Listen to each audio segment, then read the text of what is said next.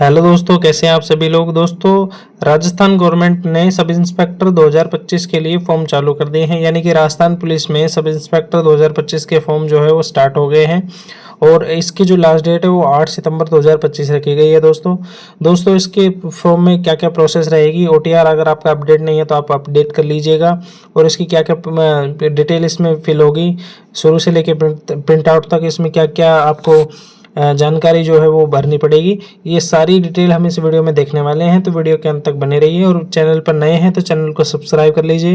Video को ज़्यादा से ज़्यादा शेयर और लाइक करिए ताकि और भी दोस्तों को पता लगे कि राजस्थान में सब इंस्पेक्टर के फॉर्म जो है वो शुरू हो चुके हैं और उसकी जो लास्ट डेट है वो 8 सितंबर 2025 रखी गई है। यहाँ आप देख सकते हैं कि इसके फॉर्म के लिए अप्लाई करने के लिए आपको राजस्थान गवर्नमेंट की जो एसएसओ पोर्टल है उस पर आपको लॉगिन करना पड़ेगा। अगर आपके पास एसएसओ आईडी नहीं है तो आप पहले एसएसओ आईडी बनाइए, उसका ओटीआर करिए, उसकी पेमेंट करिए, उसके बाद आप इसका फॉर्म भर सकते हैं। अगर आपके पास एसएसओ पहले से है तो आप उसमें लॉगिन कर लीजिए। ओटीआर अगर आपका अपडेट नहीं है तो अपडेट कर लीजिए, है तो आप इजीली उसका फॉर्म भर सकते हैं। तो चलिए दोस्तों शुरू करते हैं इसका फॉर्म। हम यहाँ पर आप देख सकते हैं, यहाँ पर क्लिक करेंगे सब इंस्पेक्टर प्लाटून कमांडर, यहाँ पर आपकी डिटेल आ जाएगी, यहाँ से प्रोसीड करना है। उसके बाद आपका जो नाम है, पिताजी का नाम है, माताजी का नाम है, ये सारी डिटेल आपकी ओटीआर से एज इट इज़ यहाँ पर फिल हो जाएंगी। यहाँ पर आपको सिर्फ बनना है आपका अनमेरिड है, मैरिड है, आपकी कैटेगरी क्या है वो आपको सेलेक्ट करनी है। अगर आप मैरिड हैं तो आपके जीवन साथी का नाम यहाँ पर आपको लिखना होगा और उसके पिताजी का नाम भी यहाँ पर आपको भरना होगा। और अगर आपके जीवन साथी की मृत्यु हो चुकी है तो उसकी मृत्यु डेट भी बतानी पड़ेगी आपको। ये सारी डिटेल आपको यहाँ पर अच्छे से फिल करनी है। यहाँ पर आप देख सकते हैं कि मैरिड अनमैरिड लिखा हुआ है। यहाँ पर आप अगर मैरिड हैं तो मैरिड भर दीजिए और अनमैरिड हैं तो अनमैरिड भरिए। ये सारी डिटेल आप अच्छे से चेक करके भरिएगा, क्योंकि इसमें जो करेक्शन होता है वो बाद में होता है दोस्तों, पहले आपका कोई करेक्शन नहीं होगा। या करेक्शन इसकी आरपीएससी जो है इसकी कोई करेक्शन डेट नहीं देती है। तो यहाँ पर आप डिटेल अच्छे से फिल कर दीजिएगा। उसके बाद आपको अपने मोबाइल नंबर जो आपने ओटीआर में दिए थे वो यहाँ पर एज इट इज़ आ जाएंगे। ईमेल आईडी भी एज इट इज़ आ जाएगी। आप मोबाइल नंबर अगर चेंज करना चाहते हैं तो चेंज कर सकते हैं। यहाँ पर मोबाइल नंबर आप नए डालना चाहते हैं तो आप डाल सकते हैं।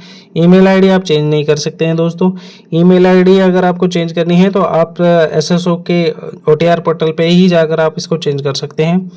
और यहाँ पर आप देख सकते हैं कि यहाँ पर ये जो शेड्यूल एरिया है उसके लिए येस या नो दिया गया है, तो आप येस या नो इस पर क्लिक कर सकते हैं। अगर आप शेड्यूल एरिया से बिलोंग करते हैं तो येस कर दीजिए, वरना नो कर दीजिए। उसके बाद आप एड्रेस फिल करना है। एड्रेस में आपका जो विलेज है, तहसील है, ब्लॉक है, डिस्ट्रिक्ट है, ये सारी चीज़ें आपको फिल करनी है। पिन कोड फिल करना है। तो हम इसका जो डिटेल है वो देख सकते हैं कि आप यहाँ पर फिल कर दी गई है। और आप एड्रेस में देख सकते हैं कि आप यहाँ पर जो एड्रेस लाइन 1 है इसमें आपको पता भरना है, एड्रेस लाइन 2 है इसमें आपको पता भरना है। उसके बाद आपको स्टेट सेलेक्ट करना है। अगर आप किसी और स्टेट से फॉर्म भर रहे हैं तो आप किसी और स्टेट का भी इसमें चयन कर सकते हैं। उसके बाद आपको डिस्ट्रिक्ट सेलेक्ट करना है और यहाँ पर विलेज का नाम लिखना है और पिन कोड करके नेक्स्ट कर देना है। नेक्स्ट करने पर आपकी ये सारी चीज़ें सेव हो जाएंगी। दोस्तों, एसएसओ के माध्यम से कोई भी अगर आप फॉर्म भरते हैं तो उसकी प्रोसेस जो है लगभग सेम सी रहती है। कुछ एक दो चीज़ें हैं जो या तो आपको कम करनी पड़ती हैं या बढ़ानी पड़ती हैं, जैसे कोई डिटेल ऐड करनी हो, डिस्ट्रिक्ट चूज करना हो या कोई प्रेफरेंस देनी हो, ये सारी चीज़ें ऊपर नीचे होती हैं। बाकी सेम प्रोसेस रहता है किसी भी कोई फॉर्म का। तो आप कंफ्यूज ना हो कि हर बार किस वैकेंसी का फॉर्म कैसे भरा जाएगा, कैसे नहीं भरा जाएगा, ये सारी चीज़ें सेम रहती हैं। तो यहाँ पर हमने डिस्ट्रिक्ट वगैरह सेलेक्ट करके और यहाँ पर आप क्वालिफिकेशन की पोर्टल पे आ गए हैं, क्वालिफिकेशन मतलब स्टेप पे आ गए हैं। यहाँ पर आपको क्वालिफिकेशन फिल करनी है, 10th की क्वालिफिकेशन फिल करनी है, सब्जेक्ट, बोर्ड का नाम या स्कूल का नाम, रोल नंबर, परसेंटेज और उसका ईयर और कितने परसेंटेज है वो। ये 12th में भी सेम करनी है, ग्रेजुएशन में भी सेम करनी है। दोस्तों, ये तीनों चीज़ें मैंडेटरी हैं, यानी कि आपके पास ग्रेजुएशन मैंडेटरी होना चाहिए। ग्रेजुएशन में आप कोई भी डिग्री हो जो ग्रेजुएशन के इक्विवेलेंट हो या ग्रेजुएशन के ऊपर हो वो चलेगी। पर ग्रेजुएशन से नीचे अगर आपके पास कोई डिग्री है तो वो यहाँ पर आप एसआई के फॉर्म नहीं भर सकते हैं। राजस्थान गवर्नमेंट ने जो सब इंस्पेक्टर फॉर्म 2025 के लिए जो आवेदन शुरू किए गए हैं वो आप बिना ग्रेजुएशन की कोई डिटेल के आप यहाँ पर फिल नहीं कर सकते हैं। दोस्तों, आपके पास ग्रेजुएशन की डिटेल होनी चाहिए, ग्रेजुएशन आपने क्लियर की हुई होनी चाहिए। और दोस्तों, इसमें आपको ध्यान रखना है कि 10th और 12th की डिटेल और ग्रेजुएशन की डिटेल बिल्कुल अच्छे से फिल करनी है, क्योंकि मैंने आपको पहले ही बताया कि करेक्शन इसमें आरपीएससी देती नहीं है। बाद में अगर कोई करेक्शन होगा तो आप कर सकते हैं, लेकिन वो मेरे हिसाब से एग्ज़ाम के बाद होता है। अगर कोई करेक्शन डेट आती है तो एग्ज़ाम के बाद करेक्शन डेट आती है, उससे पहले नहीं आती। तो आप विशेषकर ध्यान रखें कि डिटेल को अच्छे से देखकर अच्छे से उसको जांच कर इसमें डिटेल फिल करनी है। दोस्तों वीडियो के अंत तक बने रहिए, क्योंकि इस वीडियो में मैं आपको बताऊंगा कि इसमें क्या क्या इसकी डिटेल रहेगी। फ़ोटो इसमें लाइव लगेगी या अपलोड करनी है, कौन सी और चीज़ें अपलोड करनी है, प्रिंट आउट तक इसमें लास्ट में मैं आपको बताने वाला हूं। दोस्तों अगर आप मेरे चैनल पर नए हैं तो चैनल को सब्सक्राइब कर लीजिए और वीडियो को ज़्यादा से ज़्यादा शेयर और लाइक करिए, और अपने दोस्तों को बताइए कि राजस्थान गवर्नमेंट में सब इंस्पेक्टर के फॉर्म जो चालू हो चुके हैं और वो जल्दी से जल्दी इस फॉर्म को भर दें। दोस्तों अगर आप इसकी पूरी डिटेल देखना चाहते हैं, आरपीएससी सब इंस्पेक्टर 2025 के लिए जो नोटिफिकेशन जारी हुई है, वो नोटिफिकेशन आप मेरे टेलीग्राम चैनल पर देख सकते हैं। टेलीग्राम चैनल का लिंक मैंने डिस्क्रिप्शन में दिया हुआ है, वहाँ से आप इसको ज्वाइन करके और इसका जो पूरी जानकारी है वो ले सकते हैं कि इसमें क्या क्या प्रोसेस रहेगी, कौन कौन से डॉक्यूमेंट आपको चाहिए, या कितनी इसकी डेट है, फोटो की साइज वगैरह, ये सब उसमें दिया हुआ है। वैकेंसी दी हुई है डिस्ट्रिक्ट वाइज, वो भी आप देख सकते हैं। उसमें कितनी वैकेंसी है टोटल वो भी आप देख सकते हैं। कौन से डिपार्टमेंट में, आईबी में, एपी में या आरएससी में, कौन सी डिपार्टमेंट में कितनी वैकेंसी है, सारी चीज़ें दी गई हैं। तो यहाँ पर दोस्तों आप देख सकते हैं कि मैंने ग्रेजुएशन की डिटेल जो है वो फिल कर दी है। ग्रेजुएशन की डिटेल फिल करने के बाद आप नेक्स्ट पे क्लिक करेंगे तो आपको यहाँ पर एक ओटीपी जनरेट होगा। ओटीपी के लिए आपको जो आपने मोबाइल नंबर दिए हैं वही उसी मोबाइल नंबर पे आपके ओटीपी जाएगा।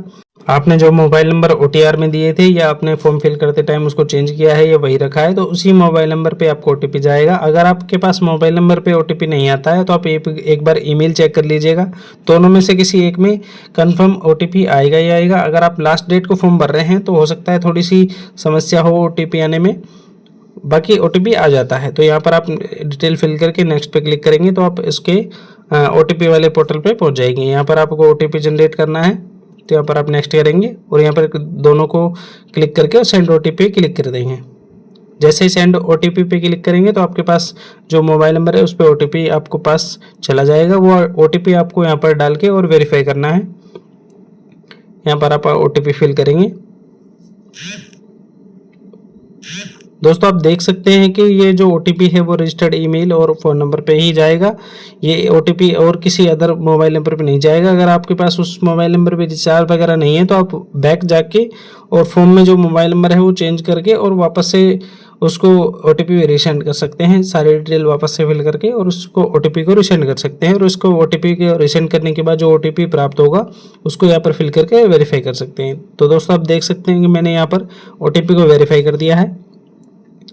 ये पोर्टल डायरेक्ट होगा, फोटो और सिग्नेचर के पोर्टल पर पहुंच जाएगा स्टेप पे। आप यहाँ देख सकते हैं, यहाँ पर आपको फोटोग्राफ जो है वो आपके जो ओटीआर का जो फोटोग्राफ है वो सेम वही रहेगा। सिग्नेचर आपको अपलोड करना है और लेफ्ट थंब इम्प्रेशन आपको अपलोड करना है। दोनों की जो साइज है दोस्तों वो 20 KB से 50 KB के बीच रखनी है। यानी कि जो सिग्नेचर की जो साइज है वो आपको 20 KB से 50 KB के बीच रखनी है, और जो लेफ्ट थंब इम्प्रेशन के जो साइज है वो भी आपको 20 KB से 50 KB के बीच रखनी है। उसके बाद आपको विजिबल बॉडी मार्क करना है और नेक्स्ट कर देना है।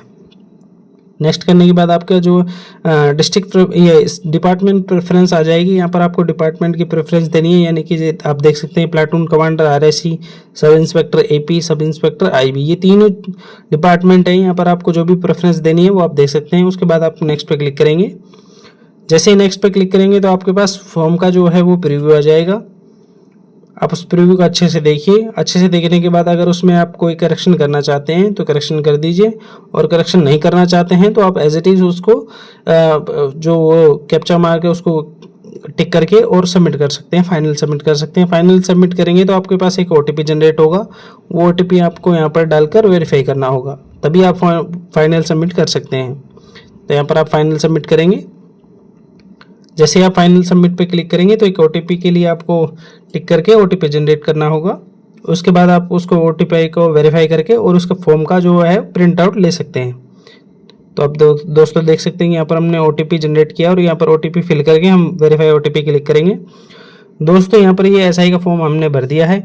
इस फॉर्म के लिए आपको एसएसओ से अप्लाई करना होगा। राजस्थान गवर्नमेंट की जो साइट है वहाँ से लॉगिन करके आप फॉर्म को फिल कर सकते हैं। तो थैंक यू दोस्तों वीडियो को अंत तक देखने के लिए, और चैनल को सब्सक्राइब कर दीजिए दोस्तों अगर आप मेरे चैनल पर नए हैं, और वीडियो को ज़्यादा से ज़्यादा लाइक और शेयर करिए। थैंक यू दोस्तों।